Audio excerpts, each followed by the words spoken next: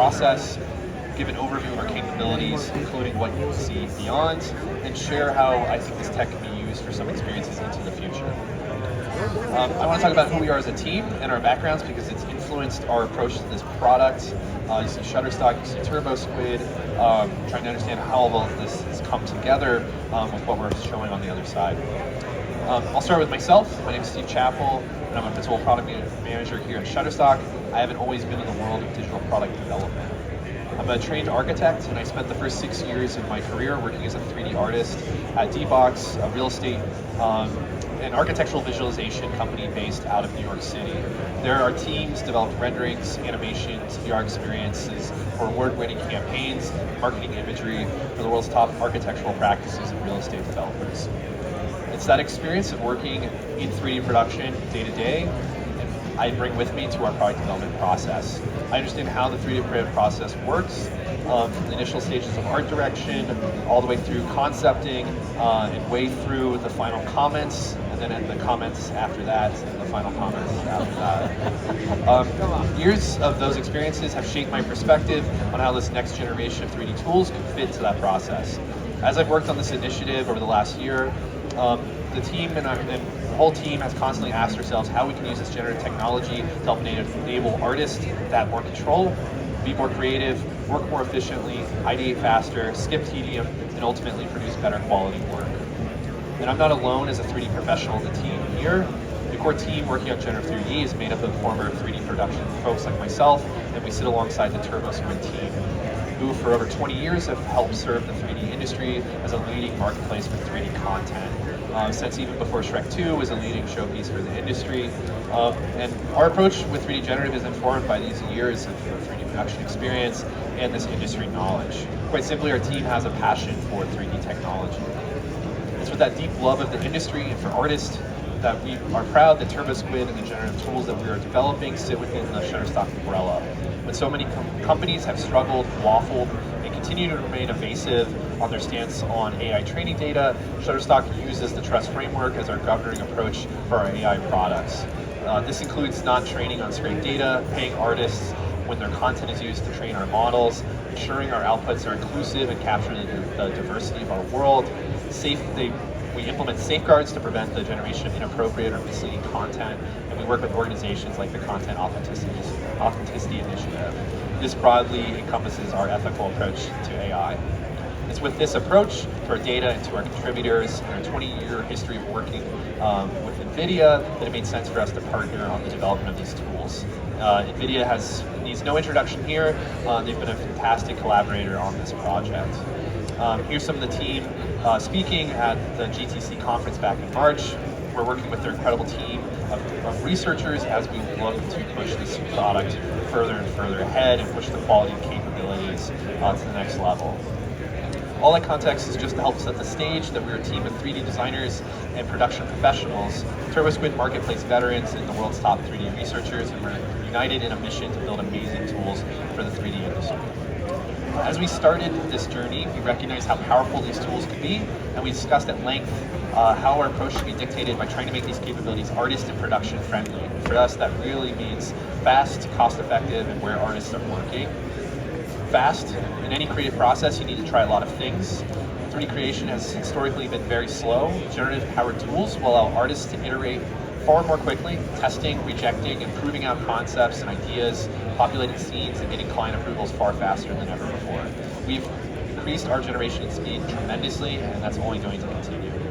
Cost effective, for these tools to be effective, we need to make them inexpensive enough that does not hamper our creative process. And at whatever cost, the generation needs to provide real value to our users.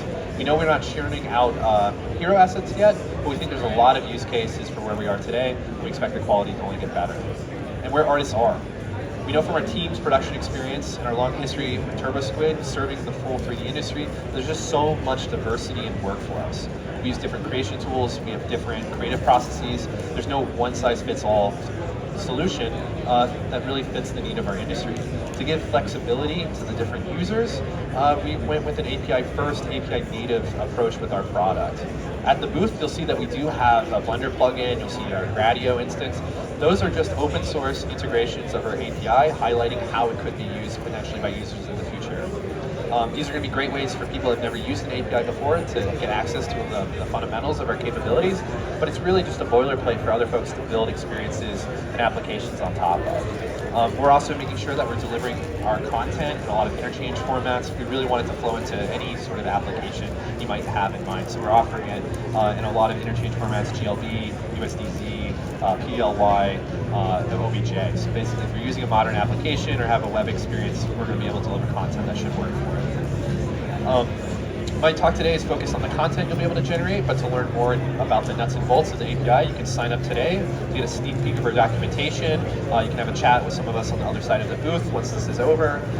If you scan this QR code, scroll all the way down on the page, there's a link to our landing page, and that will get you into the developer portal. There's like a sign in to portal button at the bottom. I'll share this link again at the end of the presentation. Before we take a look at where our capabilities are today, let's look to the past.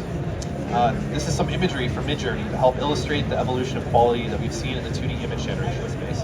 We went from something where maybe if you squint and we're feeling a little bit generous, you could see the adherence to the prompt, all the way to high quality photorealism in about 2 years.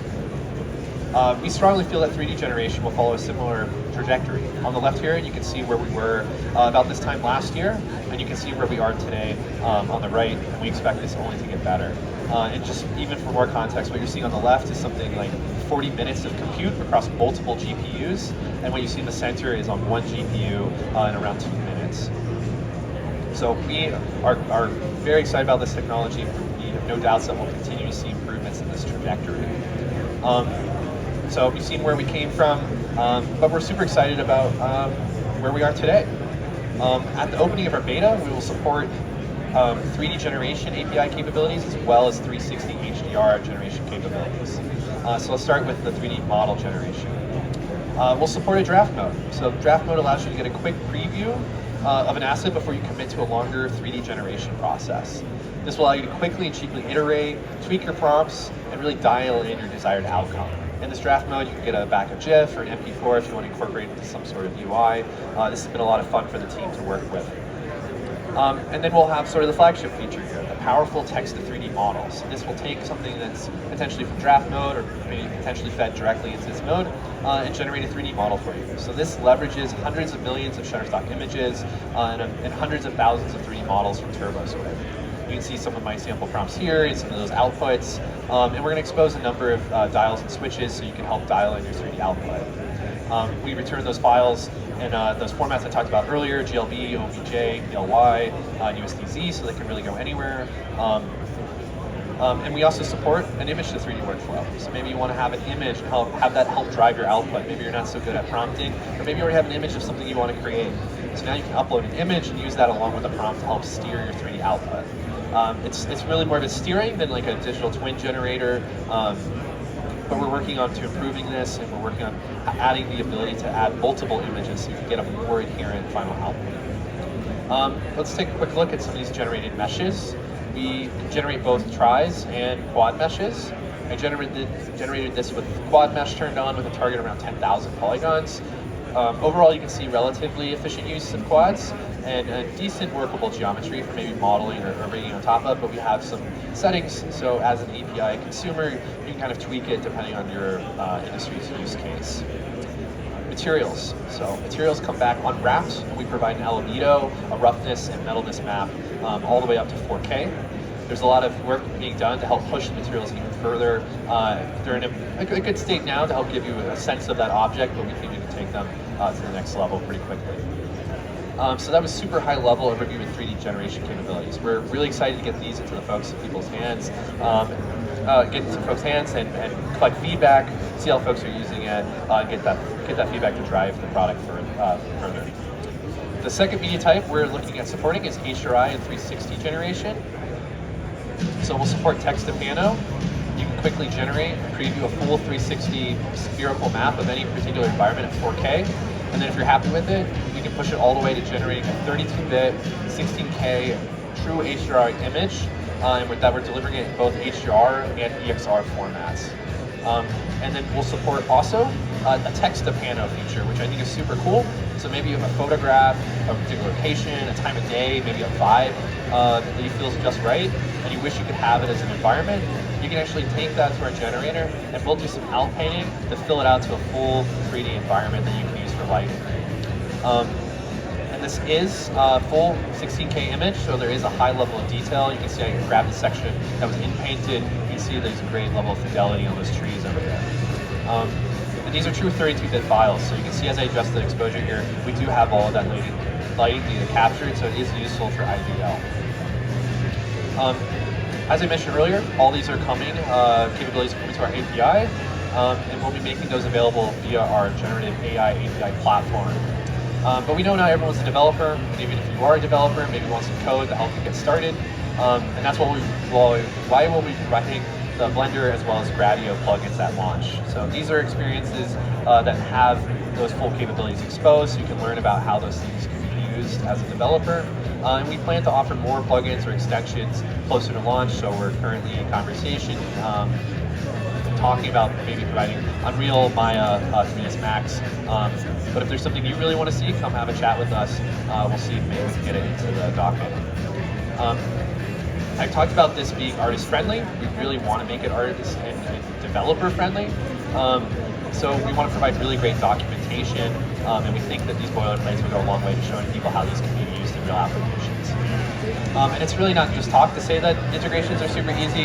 I'm a product manager, I'm not a developer, but wanting to dog food our own API and our docs, as a dedicated 3ds Max user, I brought some of our capabilities into 3ds Max. I was able to build this basic Max integration with a bit of rusty Max script, questionable Python knowledge, and a bit of a help from an LLM in just a few hours on a Saturday afternoon. So once again, we're really eager to get this out into the world and see how folks are using it and start that feedback loop. Your inputs can be super, super valuable moving this, the capabilities and the quality ahead. So looking to the future, I think the tech is super exciting where it is today, but I think once you start layering it potentially with some other AI tech is when it becomes really transformative. So using generative image models with control nets and the like, and our image to 3D capabilities, you can start to craft 3D objects from basic sketches. So I started with my amazing black and white sketch, used image to image with an image generator and a prompt to give it sort of retro feel that I was looking for, and then use that image into our 3D generator to generate a 3D model that's semi-adherent to my original illustration. So this is a creative process that will allow professional artists to have more control in what they create, but also help non-artists generate models of whatever they can imagine and have AI help fill in the gaps. But beyond the scale of individual objects, it would not be much work at all to chain an LLM to our model. We saw some examples yesterday at Real Time Live, some of the things that Jensen has shown off. So you can chain an LLM to our API, and instead of describing an individual object you want, describe an environment. So you give the LLM some basic instructions around prompting for objects, wire to your extension, and suddenly you're able to build out a full set of content to start building out scenes. I did a quick and dirty version of this and was able to build incredible parts to start ideating on and building out an environment. So instead of bringing an idea to life by starting from polygons in a blank canvas, I began more as working as an art director using these generations to start building out my narrative. I was able to quickly pull together composition. If you're more visually inclined, maybe you could imagine what this would look like as a final image, but as we all know, this would be pretty hard to sell a client on. What if you layer in image generation? Now you can take that crude 3D composition and start to give it whatever stylistic or feel that you want to, whether it's photorealistic-ish like this, or maybe something more stylized. But what if you take it another step further? What if you added video generation on top of it? Now you have something where everyone starts to understand the vision. And all of this is possible in a matter of minutes to go from text, to go to 3D, to go to a scene, to go to an image, to go to a video. And I know I'm just scratching the surface of what's capable here. And we really cannot wait to get this into the hands of developers and creators and see what everyone creates. So how do you get your hands on this? So we're currently opening up our commercial beta for select larger enterprises, but we're also opening up the self-service portal for everyone else starting in September. So this is to be the kind of experience you go to a website, put in your credit card, get an API token, get access to the docs and boilerplate, and start developing whatever integration you have in mind. I know super high level, a bunch of folks on the other side of this wall over here, more than happy to talk to you about any aspect of this. Thank you.